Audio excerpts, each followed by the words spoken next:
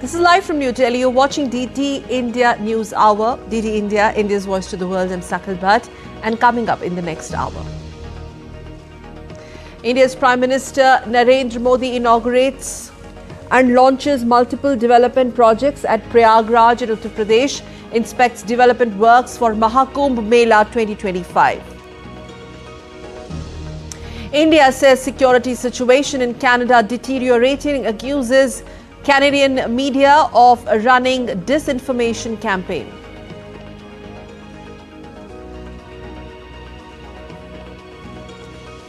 US Secretary of State Antony Blinken stresses upon continued efforts to counter any resurgence of Islamic State in Syria. And French President Emmanuel Macron names centrist leader Francois Bayrou as his new Prime Minister.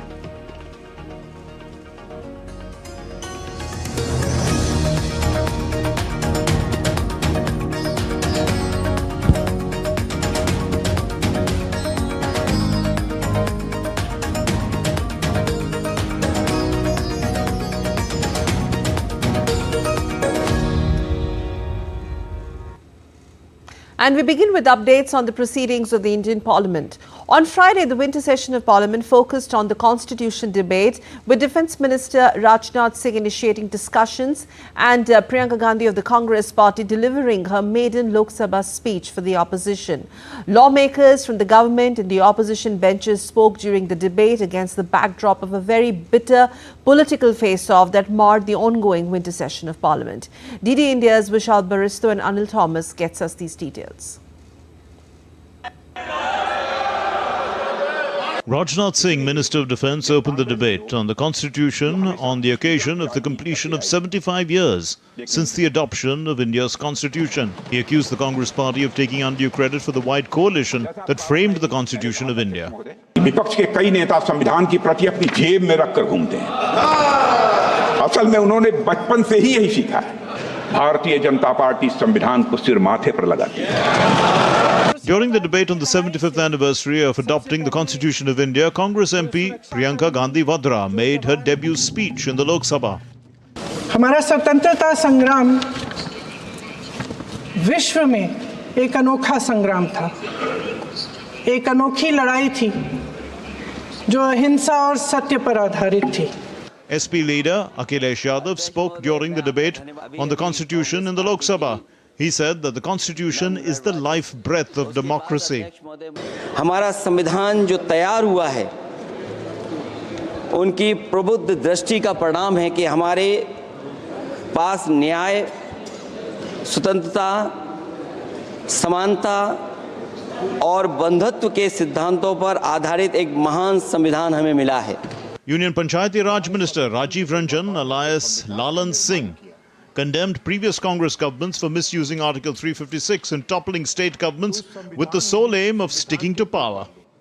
महोदय, जब 1975 में emergency लगा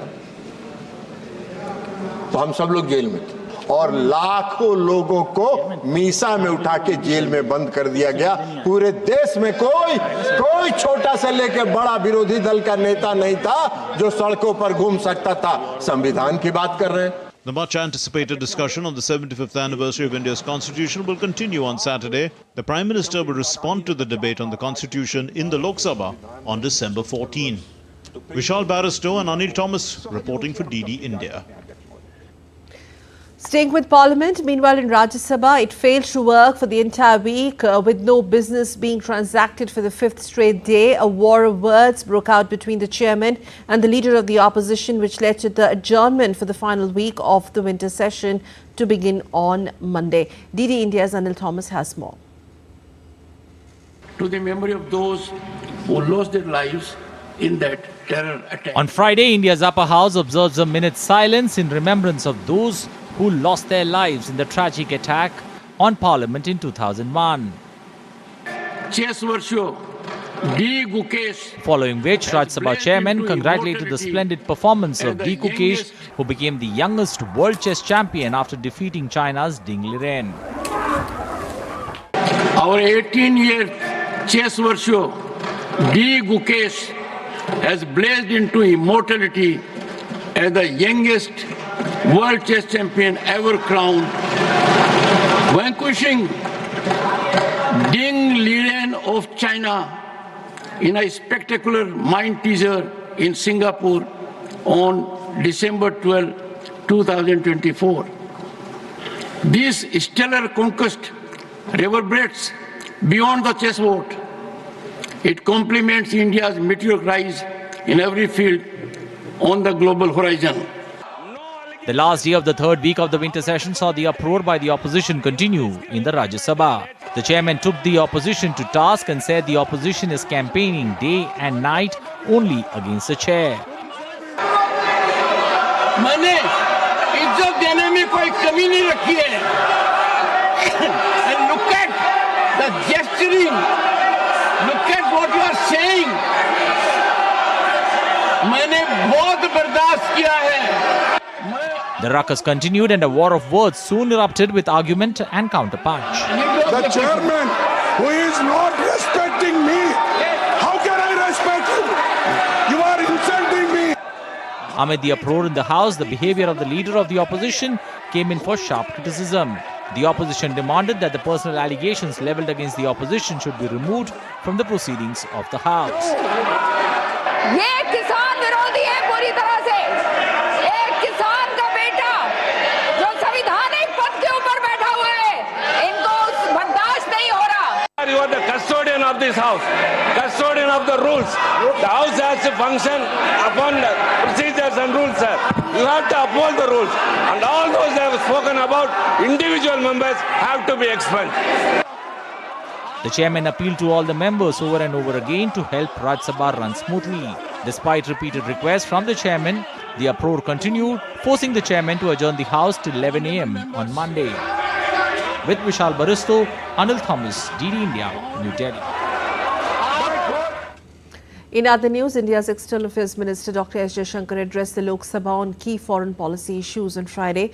He reaffirmed India's commitment to peaceful relationship with Pakistan, emphasizing that such ties must be free from terrorism. Minister Jaishankar also expressed concern with the treatment of minorities in Bangladesh, urging Dhaka to ensure their safety.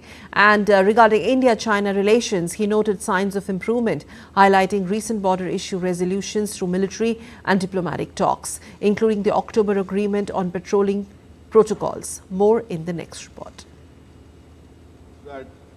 India's External Affairs Minister S. Jaishankar made a statement on foreign policy in the Lok Sabha, the lower house of Parliament. He made it clear that India seeks peaceful and cooperative relations with Pakistan. In terms of improving ties with Pakistan, like any other neighbor, we would like to have good ties. But like with any other neighbor, we would also like to have ties free of terrorism. So this has been the position of the government. We have made it very clear that it is for the Pakistani side to show that they are changing their behavior of the past, and that if they don't, of course there are implications for the relationship and for them. So I think the ball is very much in Pakistan's court in this regard. The External Affairs Minister also said that the treatment of minorities in Bangladesh is a matter of concern for India, and New Delhi hopes that Dhaka will take action to ensure their safety. With regard to the treatment of minorities in Bangladesh, it has been a source of concern. There have been multiple incidents of attacks on them. We have drawn our concern to their attention. Recently, Foreign Secretary visited Dhaka. This subject came up during his meeting, and it is our expectation that in its own interest, Bangladesh would take measures so that its minorities are safe. Jaishankar stated that India-China relations have shown signs of improvement, reflecting the government's commitment to sustain diplomatic engagement with Beijing. He highlighted the resolution of several border issues through recent military and diplomatic talks. I gave a very detailed statement on the disengagement and recent developments in the India-China border areas. In that statement, I highlighted that the last of the disengagement agreements had taken place which pertained to Depsang and Demchok. I also would like to convey to the honourable member, it was in the statement as well, that the understanding envisages that Indian security forces would be going to all the patrolling points in Depsang and would be going to the limit, eastward limit, which has historically been our patrolling limit in that path. The minister underscored that tensions in border areas have significantly impacted India's broader relationship with China. However, he emphasized the government's unwavering focus on protecting national security interests while pursuing a fair and mutually acceptable resolution of the boundary issue. Bureau Report, DD India. On Friday, India remembered the martyrs who sacrificed their lives while defending Parliament House from a dastardly terror attack on this day in 2001.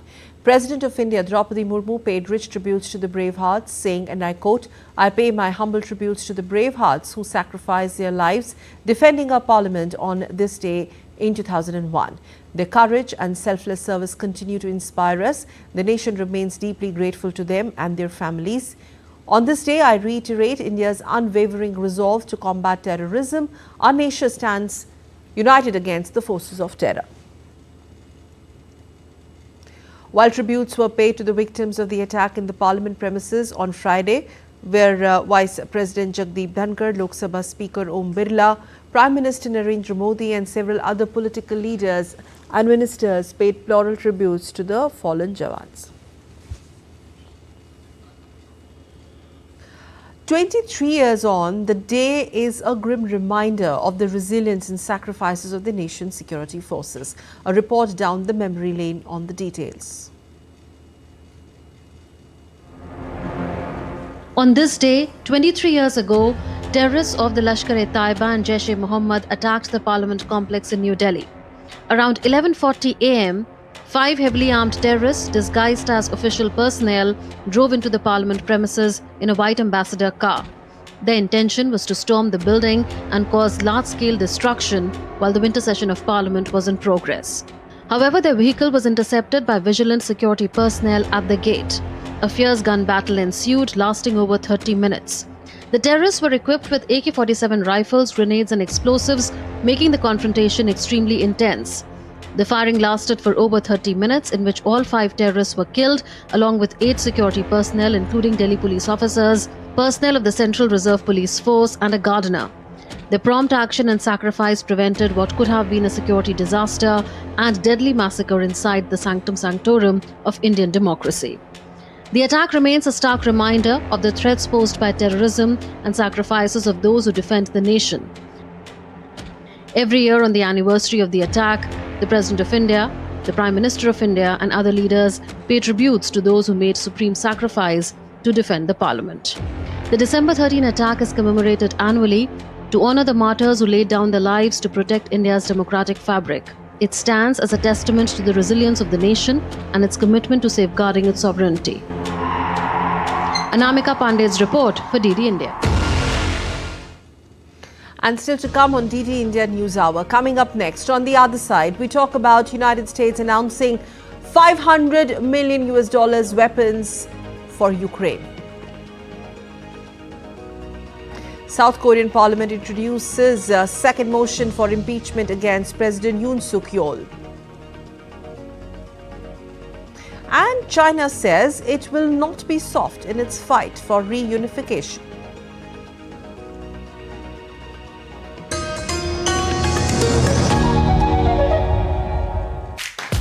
So we begin our journey exploring the factories where cricket gear is made, uncovering the process that has made Meerut famous worldwide. Meerut was one area which was allocated for sports industry. They have done very well, they are making a cricket bat, cricket ball, or pads, leather goods. All around the world, they get their bats made in India.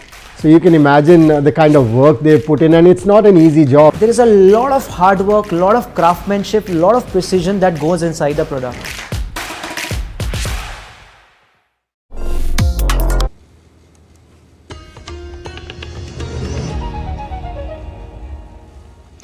You're watching DD India News Hour. I'm Sakalbert, and now let's move on to some top international stories. French President Emmanuel Macron on Friday named centrist leader Francois Bayrou as his new prime minister, handing him the task of hauling France out of months of political crises.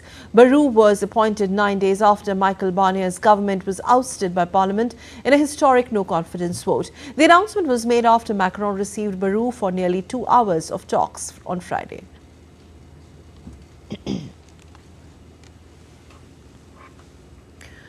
Secretary of State Antony Blinken has reaffirmed United States support for a Syrian-led and Syrian-owned political transition to an accountable and inclusive government.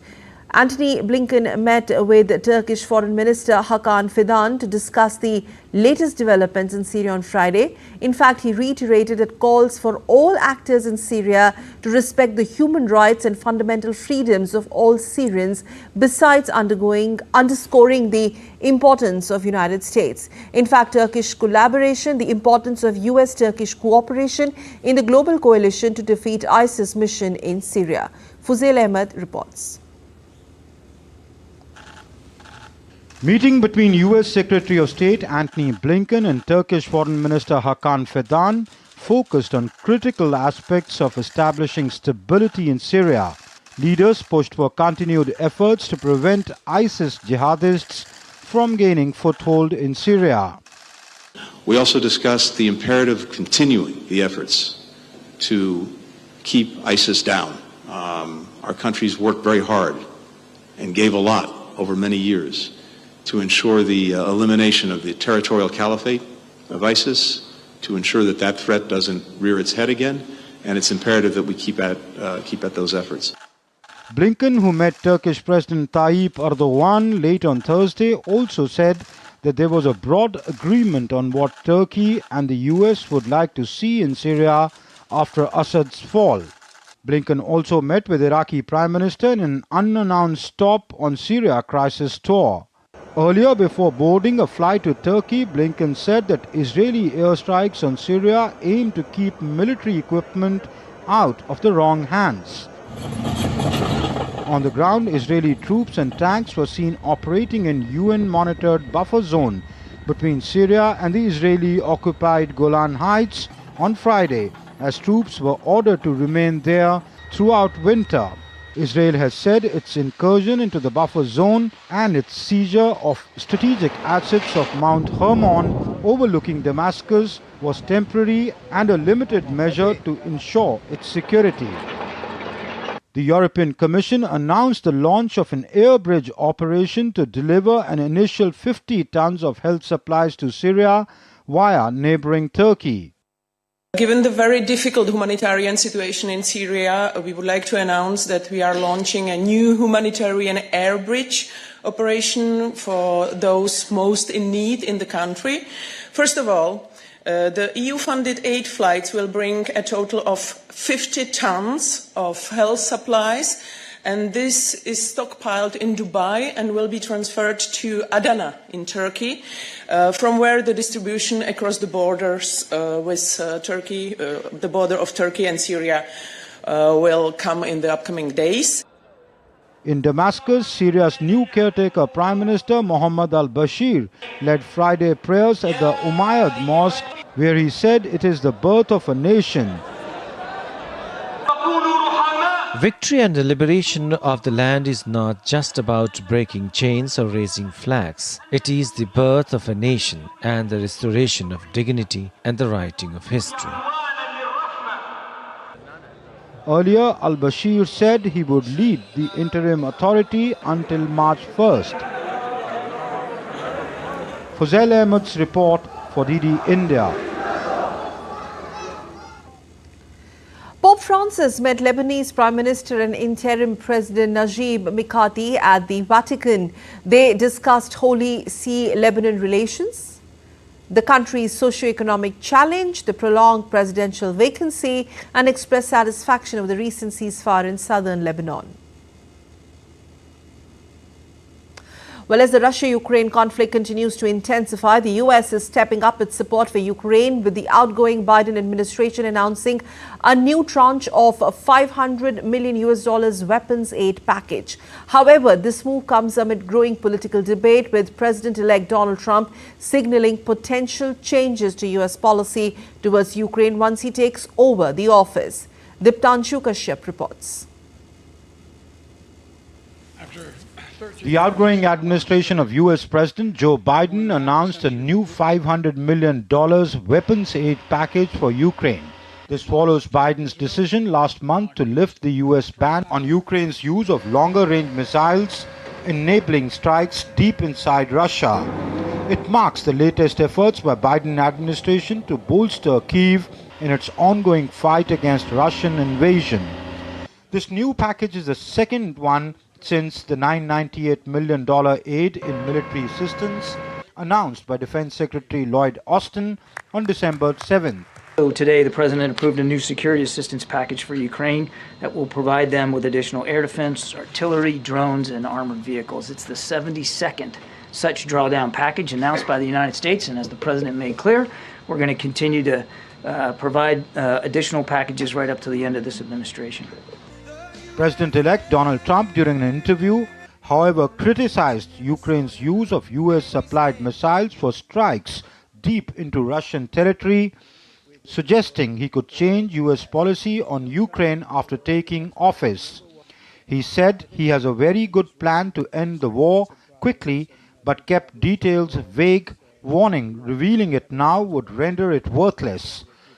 The Kremlin praised Trump's comments, aligning them with Moscow's stance. Meanwhile, NATO Secretary General Mark Rutte issued a stark warning to the US-led alliance, urging it to prepare for long-term threats posed by Russia. He called for a shift to a wartime mindset and significant increases in defense spending across NATO nations. Russia's economy is on a war footing. In 2025, the total military spending will be 7 to 8% of GDP, if not more. That's a third of Russia's state budget and the highest level since the Cold War. And Russia's defense industry is producing huge numbers of tanks, armored vehicles and ammunition. What Russia lacks in quality, it makes up for in quantity, with the help of China, Iran and North Korea. This all points in one clear direction. Russia is preparing for long-term confrontation with Ukraine and with us. As tensions escalate on multiple fronts, both in Ukraine and within NATO, the global community remains on high alert, while the US and its allies stay committed to supporting Ukraine. The path ahead is growing more complex with each passing day. Diptanshu Kashyap's report for DD India. Russia and China held consultations on missile defense and strategic stability in Beijing earlier this week.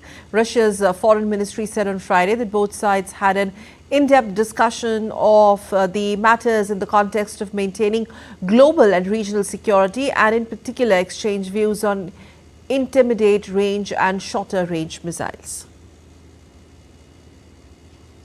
Well, latest as far as the South Korea political crisis is concerned, where lawmakers have formally submitted a second impeachment motion against President Yoon Suk-yeol in the South Korean parliament on Friday. The opposition parties that control the single-chamber parliament will hold the second impeachment vote on Saturday. They need at least 8 members of the ruling People's Power Party to pass the bill, with the 2/3 majority required. A second motion was introduced after the first attempt to unseat and remove Yoon from office failed a week ago. And ahead of a parliamentary vote over Yoon's martial law, opposition leaders Lee Jae-myung said that the best way to restore order in the country is to impeach President Yoon. Yoon's decision to impose military rule on December 3rd has triggered a major crisis in the region, calling Yoon's remarks a declaration of war against the people. Lee on Friday said that impeachment is the latest and the most effective way to end the confusion. On Thursday, in a televised address, Yoon vowed to fight till the end, blaming the opposition party for paralyzing the government. And now shifting focus to the latest in China-Taiwan conflict, where breaking its silence on continuing military activities around Taiwan, Chinese Defense Ministry spokesman Wu Qian on Friday declared that the People's Liberation Army will not be absent and will not be soft in its fight against independence and for reunification.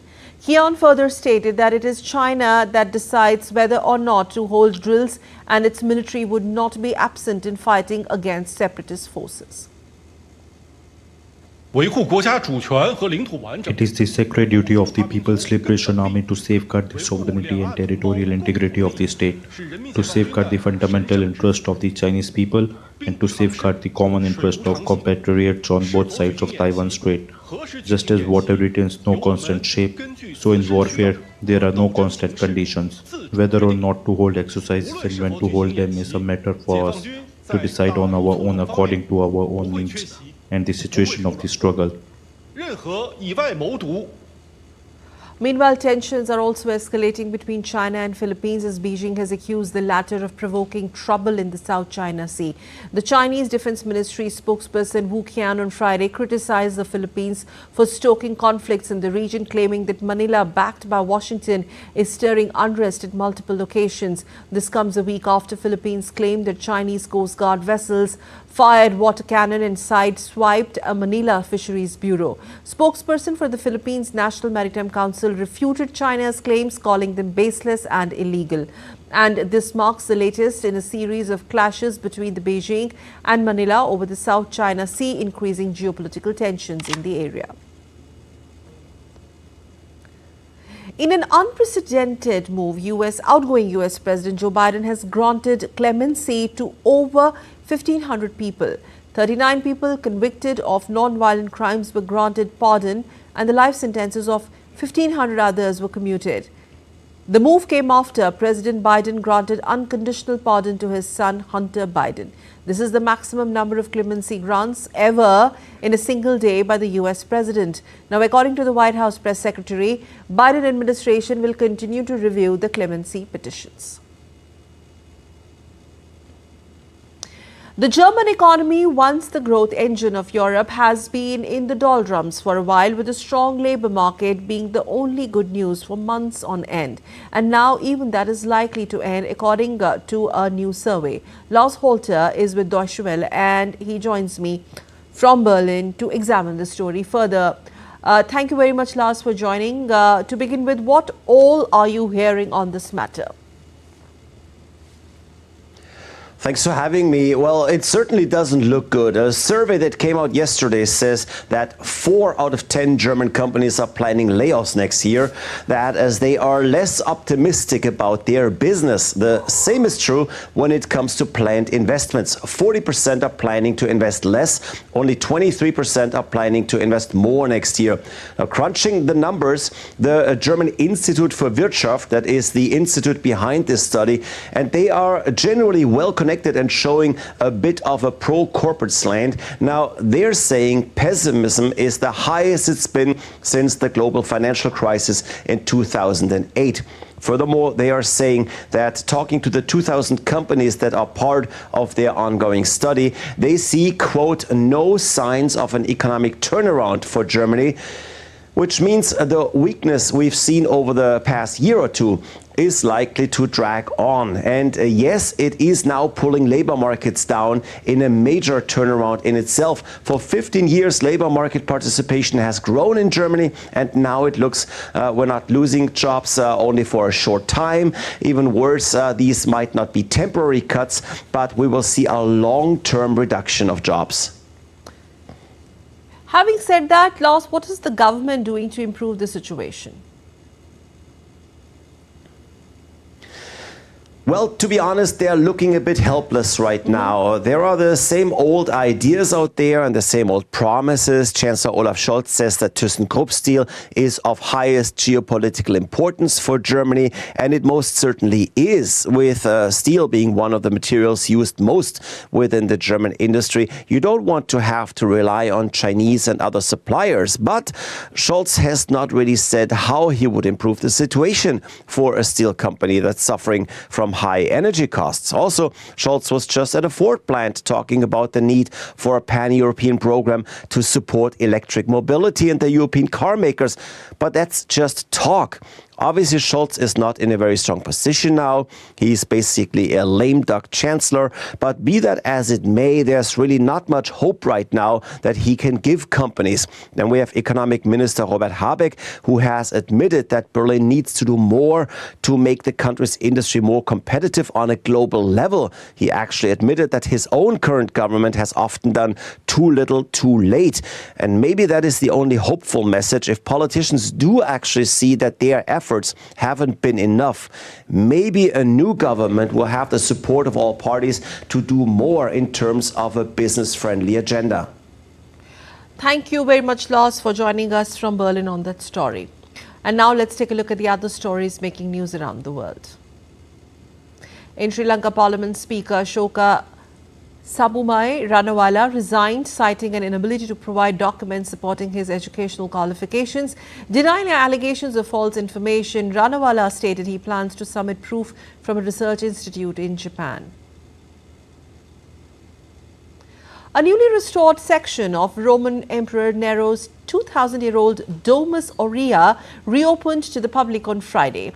The restoration protects the ancient site from water damage as Rome prepares for a surge of tourists during the 2025 Jubilee, and visitors can now access the palace through a new western entrance leading to the Neronian portico and rooms featuring original frescoes, mosaics and marble.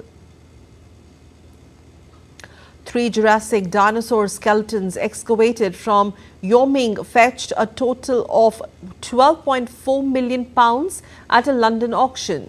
Allosaurus pair was sold for $10.3 million and a Stegosaurus for $5.4 million. The skeletons were displayed ahead of the Jurassic Icons auction. And still to come on DD India News Hour. Coming up next, we will be discussing Mahakumbh and identity of India's cultural and spiritual heritage. And India's External Affairs Minister meets Portugal's Foreign Minister.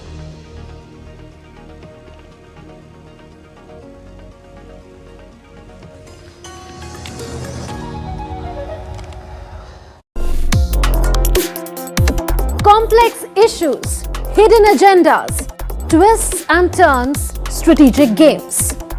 We think all dots are linked. We just need to connect them. Join me every week as I connect the dots to unravel hidden designs in statecraft, mysteries, and decode issues that matter to you. Watch Connecting the Dots with me at these times on DD India.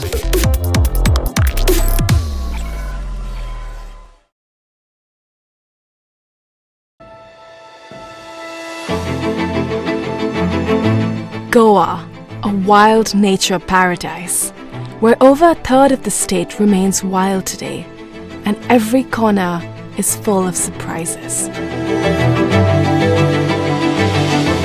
Goa's forests evolved through the seasons. Insects and crocodiles flourish.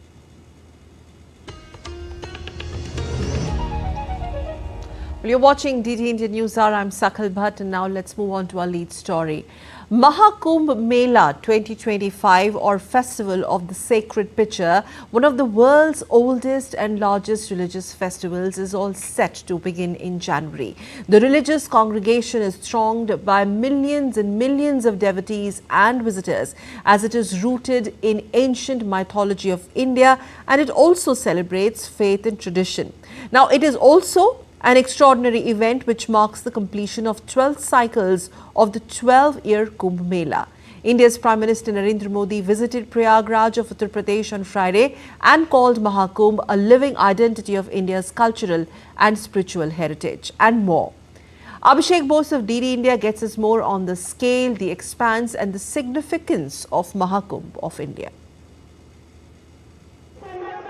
Countdown begins for Mahakumbh Mela 2025. In just a few weeks, the North Indian city of Prayagraj will host one of the largest gatherings of people in the world. The sacred event unfolds every 12 years and attracts millions of pilgrims. The festival starts on January 13, 2025 and will conclude on February 26th. India's Prime Minister Narendra Modi on Friday visited Prayagraj to review preparations for the Mahakumbh Mela. He inaugurated and launched multiple development projects worth around Rs 55 billion. He highlighted the significance of Kumbh in India's cultural and spiritual tradition. Mahakumbh हजारों वर्ष पहले से चली आ रही हमारे देश की सांस्कृतिक आध्यात्मिक यात्रा का पुण्य और जीवंत प्रतीक है। यहां आकर संत महंत ऋषि मुनि ज्ञानी विद्वान सामान्य मानवी सब एक हो जाते हैं। PM Modi highlighted Mahakumbh as a living identity of India's cultural and spiritual heritage. He added that the mega event symbolizes the divine gathering of religion, knowledge, devotion and art. यहाँ जातियों का भेद खत्म हो जाता है, संप्रदायों का टकराव मिट जाता है, करोड़ों लोग एक थे, एक विचार से जुड़ जाते हैं। और इसलिए मैं फिर एक बार कहता हूं कि महाकुंभ एकता का महायज्ञ है। Prime Minister Narendra Modi also launched the Kumbh Sah'AI'yak chatbot. This cutting-edge AI tool is designed to provide real-time guidance and updates to devotees attending the Mahakumbh Mela. According to Hindu mythology, the Kumbh symbolizes the celestial pot containing the divine nectar, Amrit. Millions of pilgrims will participate in the bathing ritual at the Triveni Sangam, the confluence of three rivers, the Ganga, Yamuna and Saraswati, believing that immersing themselves in the holy waters will cleanse them of sins and bring spiritual liberation. The Mahakumbh is a unique celebration where diverse cultures, languages and traditions come together. It's a testament to the principle of unity in diversity. Abhishek Bose for DD India.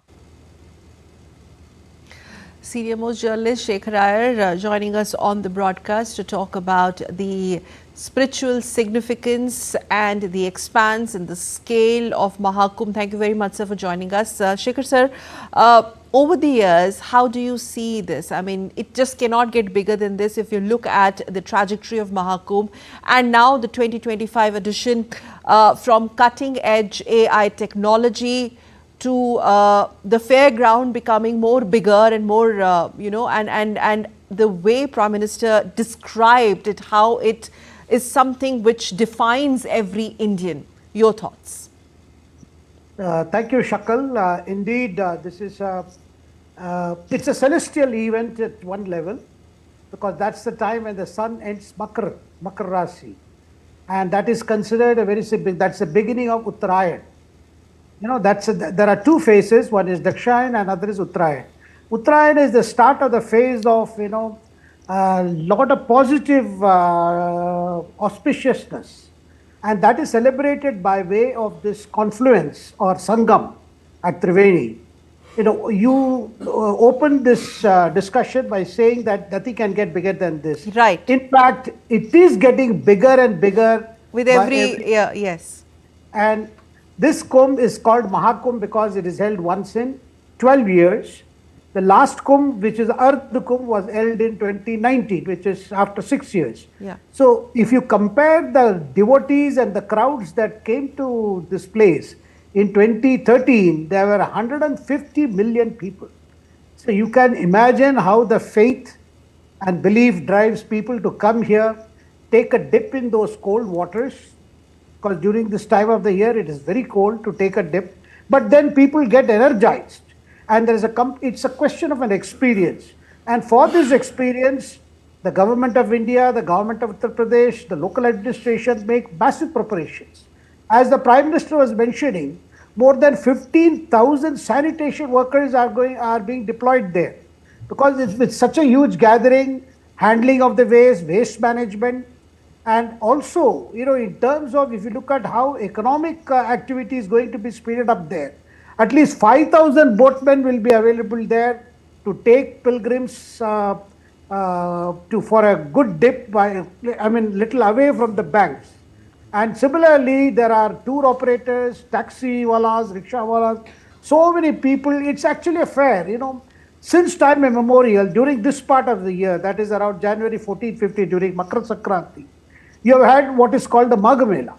And this time being a Kumbh Mela, much more people are going to come. Prime Minister spoke about unity. Right. Unity of faith and confluence of all religious and spiritual leaders coming. And there's a good time for people to exchange, because there are several, on the banks itself, you will find several akhadas are there, different various religious denominations, they come. In fact, there is a cycle in which they go and have their snan also. There is a Shahi snan. And this goes on for 45 days, and it's a spectacle. And yes. And a lot of foreign tourists come here to watch this spectacle, Shakal. Yeah. I was coming to that. The footfall clearly is expected to increase multifold, in fact. But the footfall of foreign visitors, devotees, and tourists, and the way the state government has pumped in allocation of budget, extra budget, and the expanse, the wider ambit of its expanse. Indeed, Shakal, because Kumbh Mela is an opportunity for the state government as well as the local administration and the centre to improve infrastructure. At least not less than 10 to 15, you have flyovers being built there. You have other facilities that are coming up to cope with this rush of people. So this infrastructure built up for this region, every time when a Kumbh is held, lot of things get refurbished, lot of things get repaired, so many things happen. So you can imagine, and also the fact, it's an administrative challenge to handle so many people coming here. And this time they have got app, you can download an app and you can get details about various things. And then there is, side by side, there is a mela, in the sense there is a fair, where people come, local craftsmen, they come and display their wares, and there is a lot of commerce activity going on. And overall, it leaves a beautiful experience, because people come there early in the morning, just at the crack of dawn. You can see people going and taking a dip, and then heading to the nearest temples there to offer their prayers. It's an experience. And every year during this time, that is during this Makar Sankranti, you have Sagar Mela also on one of those islands of Bay of Bengal. Similarly, in other places, people take a dip during this period. This period, it's not simply cleansing of whatever, but it is more to do with the awakening of consciousness. Okay. That is how this festival is observed. It's awaken your inner consciousness, your inner awareness. As this great Sanatan Dharma has been talking of, the entire universe is contained in you. The macrosum is in your microsum. So this particular Kumbh Mela signifies that the vast universe is also contained in you. In fact, the entire thing is contained in you, and you are in everything. That's a beautiful message. The central, I would call the central theme of this kind of grand spectacle. This event also is believed to encapsulate the science of astronomy, the science of astrology, spirituality, various ritualistic traditions. If you could also share your thoughts on this, and how It's now showcasing, especially under this regime from 19 now to 2024 edition, the showcasing of India's very cultural ethos, our traditions, our legacy, the Sanatan Dharma that you talked about. You know, our sages, our mystics, our spiritual masters have considered this part of the year as a period where your inner awakening, this is a good opportunity for the inner awakening. The cosmos, the changes in the cosmos during this part of the year is believed to trigger a lot of internal changes if you become aware. Because the whole on one side you have what is called the external religious, the religiosity that is involved with this festival. But at the same time, when you find all these yogis and mystics coming there, because for them this is an opportunity to further enhance your awareness. And there is a lot of emphasis based on awakening. That awakening is not just awakening from sleep, but it's awakening from the level of consciousness to a higher level of consciousness. So this external, taking a day, visiting temples, offering prayers on the external side. But on the internal side, this is a period where you can do great meditation, you can do great dhyan, and you can feel that oneness, the unity that the Prime Minister talked today, that the unity of all beings, the unity of all that is in existence. So it's such a beautiful... What do you think has been, my final question, sir, Honorable Prime Minister spoke about, there were a lot that he spoke about as far as Mahakumbh is concerned, and the fact that the reiteration of how Mahakumbh is a Mahayagya of unity. What do you think was the larger message of the Prime Minister, especially pertaining to the Mahakumbh?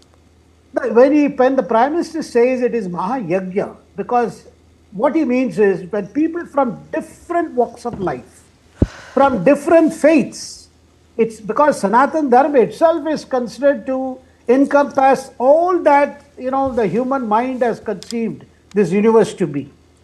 Because the Sanatan Dharma is itself considered, it's not a one particular faith or one particular thing. This is a land of seekers, Shakal. We are not believers. This land is seekers. So many people have come and sought the ultimate experience. That ultimateness that has been sought by several spiritual seekers. And those who are on that path of seeking, when they come here to Prayagraj, and during this particular auspicious period, there is some kind of a grand awakening in each of these seekers. So when they come here, they discuss their experience. There are religious conferences on the side by side. There is a rendering of a lot of I would say a lot of religious discourse, spiritual discourse. Between them, there is a meeting of minds, because people come from across, from north, south.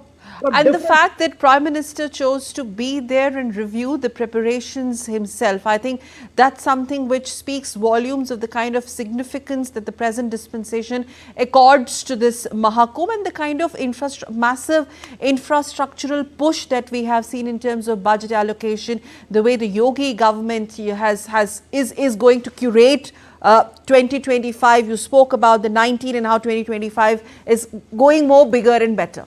Final word. Yeah, indeed, because when you have such a large gathering of people, the administration, whether it is the state government or the central government or even the local administration, they are very keen that this experience of visiting Triveni Sangam is a spiritual experience without the hassles of, when so many people gather there. See, when crowds gather there, there is a need to monitor the crowds. There is a need to ensure that there is no untoward incident. There is no, because normally when there are people gathered, there is always a fear that this could lead to some kind of an stampede. Right. So these have to be managed. And also, many people go missing. Children particularly go missing during such a gathering. So the local administration makes very special efforts. Therefore, in terms of human management, it's a huge challenge. It's a huge challenge.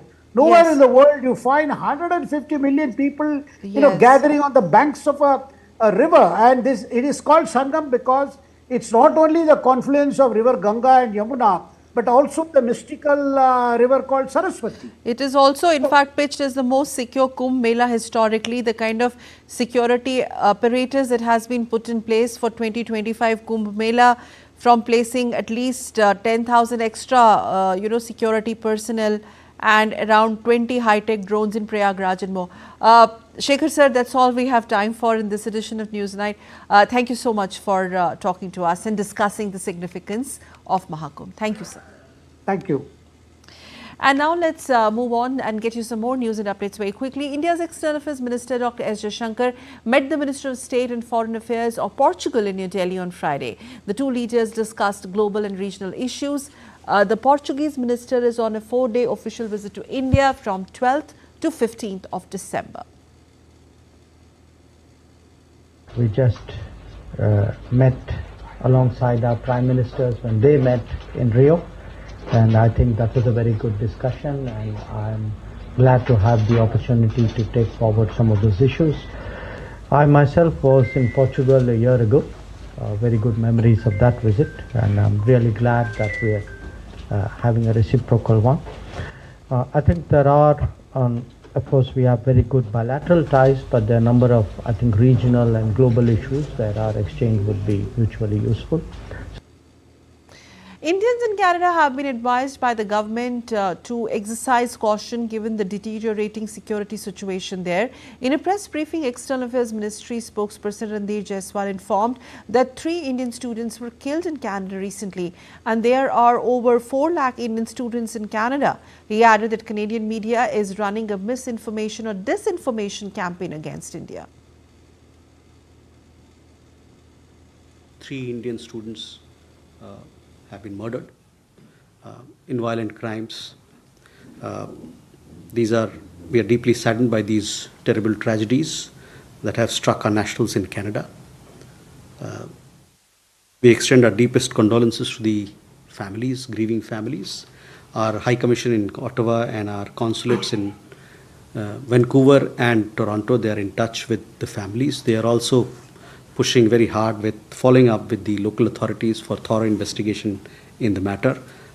We have also issued advisory for our nationals and our students to exercise extreme caution and remain vigilant in view of the deteriorating security environment in Canada as a result of the growing incidence of hate crimes and criminal violence. We see it as yet another example of Canadian media's disinformation to malign India.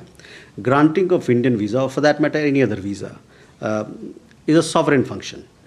As far as Indian visa is concerned, it is a sovereign right to deny visas to those who undermine our territorial integrity.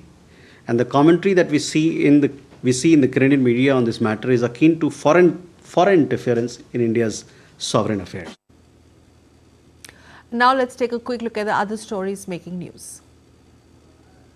Indian stock markets rebounded sharply on Friday early after a loss. The Sensex surged 843 points to close at 82,133 points, while the Nifty gained 220 points to settle at 24,768 points. FMCG, private banks and consumer durables led the rally among sectoral indices. Japan's ambassador to India, Onu Kaichi, visited Delhi Metro, exploring key operational features like women's coaches, CCTV surveillance and the driverless trains. He also previewed the ongoing Phase 4 projects and praised the Delhi Metro as a remarkable collaboration between India and Japan. Well, you're watching DD India News Hour. It's time now for some sports news. We begin with the Indian cricket team, which is all set to face Australia in their third Border Gavaskar Trophy test in Brisbane on Saturday. With the series locked at 1-1, the Brisbane test could well decide whether Rohit's men would continue to be in control of the destiny in the World Test Championship. Here's a report. In the third test of the 5-match series, Australian captain Pat Cummins revealed that there would be one change in team's 11 against India at the Gabba. In a conference, Cummins said Josh Hazlewood would replace Scott Boland, who took 5 wickets in the second test. Meanwhile, India is expected to make 2 changes in their bowling lineup. Akashdeep is likely to replace Harshit Rana in India's playing 11, while R. Ashwin could be benched for the third test in Brisbane. Cummins commented on the nature of the Gabba pitch as well. The Australian captain explained that recent sunny weather in Brisbane will have its effect on the way the pitch would behave in the coming days. He said, and I quote, "I looked at it yesterday. It looked like a good wicket, like it has been the last few years. A bit of sun, baking it the last couple of days. I don't think it's as green and leafy as it was against South Africa." Batter Shubman Gill also shared his thoughts on what makes the upcoming test in Gabba a bigger challenge. He said, and I quote, "I think the intensity with which the games are played here is what makes it challenging. The mental intensity and fitness that's required here. Conditions are challenging, but I think 35 overs till second new ball, it gets easier to bat. It's about mental fitness. All eyes will be on Captain Rohit Sharma, who gave his opening spot to Rahul at Adelaide. The skipper has gone 12 innings without 100, with a 52 against New Zealand at Bengaluru being the lone crump. Meanwhile, Cummins and his men are on a high after the revival in the second test. However, Steve Smith is yet to fire, with his situation being similar to Rohit's. The Aussies, known to be deadly at home, will rely on the same approach during the third test as well. Meanwhile, India will look to bounce back and win the third test to keep their hopes of World Test Championship final alive. Meher Raj Singh's report, DD India. And Indian chess prodigy D. Gukesh clinched the World Chess Championship title in Singapore on Thursday, and after his win, fans in India hailed their new sporting hero, underscoring the growing prominence of chess in the country. Gukesh has inspired a wave of enthusiasm, with supporters calling it a proud moment. His victory has fueled chess dreams of aspiring players in India. The youngest world champion, Gukesh Dommaraju, scripted history on Thursday at the World Chess Championship 2024 in Singapore, beating the then reigning champion Ding Liren of China in the final game of their 14-game match. "This is just the beginning," Gukesh said, underlining his plan to be more than just a one-hit wonder. My whole strategy for this match was to push as much as possible in every single game with both colors. I want to play for as long as I can. I want to have a very, very long career and to stay at the very, very top. After Gukesh's victory, celebration began across India for his monumental feat. Students at Gukesh's former school in his hometown Chennai celebrated the world title of their most illustrious alumnus with placards and photos of the world champion. Grandmaster Gukesh, you have made us so proud and you are inspiring us to dream big and work harder. You have checkmated the world and Velamal cheers on for you. May success follow you everywhere you go. Gukesh! After Gukesh's victory, fans in India hailed their new sporting hero, showing the rise of chess in the country. His fans called it a proud moment as the 18-year-old chess prodigy became the second Indian to hold the title after five-time world champion Vishwanathan Anand. It's a great moment for Indian sports in general and for the chess as well. His play in this World Championship really inspired us also to maybe take up chess and to a lot of people to take up chess. So it's excellent for the sport. And as an Indian, it's one of the proudest moments in my life. Gukesh's victory, in the words of PM Modi, has inspired millions of young minds to dream big and pursue excellence. That is clearly visible on bright-eyed teenage chess players who aim to become world champions like him. Gukesh is a very hard-working guy who played the World Championship very smoothly after the first game loss. And the 13 games, he put all of his focus. I dream to see myself also as a world champion like him and follow his steps. The Indian state of Tamil Nadu has declared a cash reward of $590,000 for Gukesh, supplementing the $1.35 million he won in Singapore. The world champion title, having returned to India after a wait of more than a decade, brings with it the hope that it remains in India for many years, since most of the world's best talent across the 64 checkered squares is emerging from India. Bureau Report, DD India. Well, Gukesh brings laurels to the country. And we need to wrap up here, but polite reminder, India's public broadcaster Prasar Bharati has recently launched Waves, entering the field of OTT platform. Waves provides a complete infotainment ecosystem to digital media and OTT audiences. If you also want great content for free, then download Waves today. That's all for this edition of DD India News Hour, but let us know your thoughts on the news of the day. For those on the go, you can get all the latest news and updates from India and across the world on DD India mobile app. The app is available on both Android and iOS platforms. You can scan the QR code on the screen to download now. We'll be back with more news as it breaks here on DD India. I'm Sakal Bhatt from all of us here in Delhi. Thanks for watching DD India News Hour. Thank you.